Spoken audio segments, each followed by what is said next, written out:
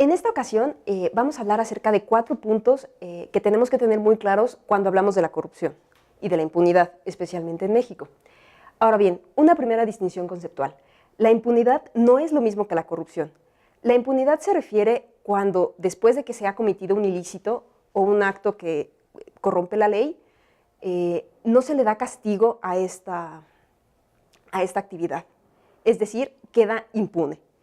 En cambio, la corrupción se refiere a todos aquellos actos u omisiones en los cuales encontramos que los recursos públicos no se han utilizado para fines estrictamente públicos, lo que normalmente se conoce como malversación. Ahora bien, la segunda cuestión que tenemos que tener clara es que la impunidad es un resultado directo de la corrupción. ¿Por qué?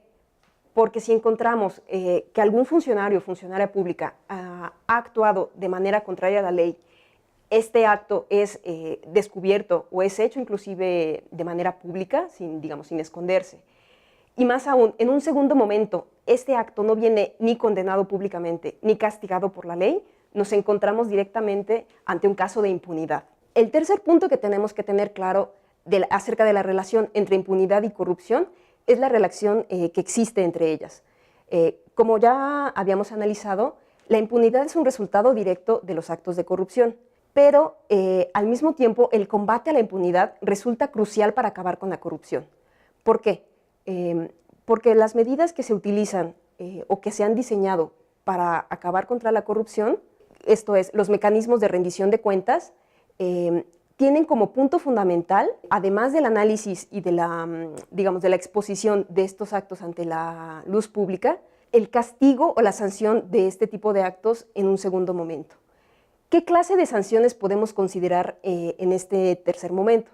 Ahora bien, no debemos pensar que si las personas que han cometido actos de corrupción no acaban en la cárcel, estamos ante un acto de impunidad. Podemos hablar específicamente en el caso de México y después de la conformación del Sistema Nacional Anticorrupción. La tercera distinción que tenemos que tener muy clara entre impunidad y corrupción es que el combate a la impunidad resulta crucial para combatir también a la corrupción. ¿Por qué? Porque todos los mecanismos de rendición de cuentas, esto es, la mayor parte de los controles constitucionales que actualmente contamos para combatir o contrarrestar a la corrupción, consideran como punto fundamental o como punto indispensable la sanción de todos aquellos actos que se han determinado como actos de corrupción.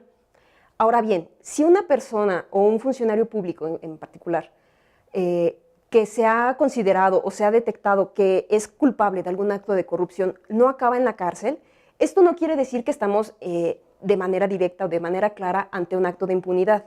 ¿Por qué? Porque en México, especialmente a partir de la reforma constitucional de mayo de 2015, en el cual se conforma el Sistema Nacional Anticorrupción, encontramos un gran abanico de medidas, no solo penales, para sancionar los actos de corrupción, entre los cuales encontramos fundamentalmente medidas administrativas e incluso como pueden ser la pérdida del puesto o la inhabilitación para ocupar cargos públicos.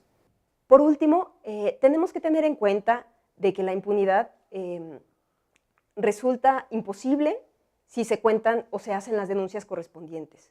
Es decir, la mejor manera en la cual podemos terminar con la impunidad en México y en el resto de los países de Latinoamérica es haciendo las denuncias correspondientes ante las autoridades conducentes. De esta manera, una vez que estos hechos se hacen del conocimiento de la luz pública, es posible pasar a la segunda fase, que es la determinación de las sanciones y los castigos correspondientes.